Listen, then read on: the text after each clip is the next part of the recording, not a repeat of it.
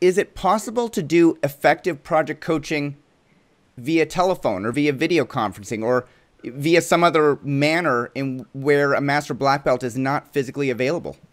We certainly applaud the notion of online learning or blended learning, or physical formal in-class learning, but not coaching. We find that the synergy, the interaction, the motivation, the leadership, the emotion, the passion, the ability to use a flip chart or a grease board, a whiteboard, informally, face to face, with the people undergoing the training and the coach is just sacrifice. It's just not there. Yes, you can raise your hands. Yes, you can do a Q&A and engage your coach, but there's, at the end of the day, no substitute for face-to-face coaching with your knowledgeable, accountable, and skilled project coach or study coach. Okay. I wanted to just say one thing, Mike.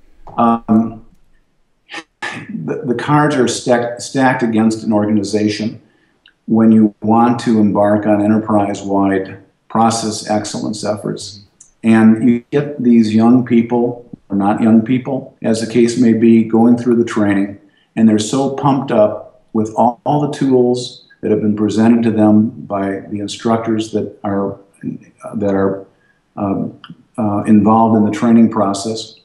They're handed a management-approved, management-blessed project or study, and it's hope for the best. You hope for the best, and what you get, as you said during your early days at GE, you wind up providing all these tools and using too many tools. You wind up being in multiple phases, be it DMAIC or IDOF, multiple phases at the same time.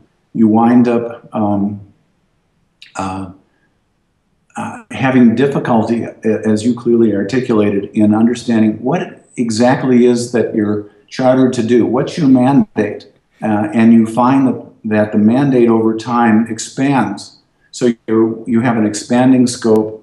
You use too many tools. You're so excited that you're employing the tools using multiple phases all at the same time, yielding disillusionment, frustration, not only by yourself, but also by your champion. And the net result is a return on investment, which is a lot less than expected. And you amass a number of projects that took too long and delivered too little a benefit, where the process excellence effort begins to be questionable.